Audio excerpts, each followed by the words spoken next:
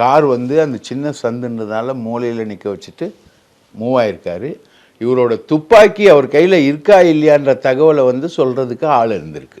அது யாருன்னு தெரியல. Maybe driver also. நான் டிரைவரை குற்றம் சொல்லலை, மேபி டிரைவர் இருக்கலாம். ஃபஸ்ட்டு வந்தோன்னா அவங்க வெட்டினது காலை, ரெண்டாவது கையை, ரைட் ஹேண்டை வெட்டுறாங்க. முழுக்க இந்த முழங்கை வந்து துண்டிக்கிற அளவுக்கு வெட்டப்பட்டிருக்கு. காலை வெட்டியிருக்காங்க. அதுக்கடுத்தது இதயத்திலேருந்து ஆக்சிஜன் நரம்பை கொண்டு போகிற அந்த கழுத்து பகுதியை வெட்டியிருக்காங்க. ஸோ இந்த மூணுத்தையும் குறி வச்சு தான் பண்ணியிருக்காங்க. அதுக்கப்புறம் எதிர்க்க வந்த அண்ணனை வந்து மண்டையில் போட்டிருக்கானுங்க, செஸ்ட்டில் 2-3 கீரல் போட்டிருக்கானுங்க.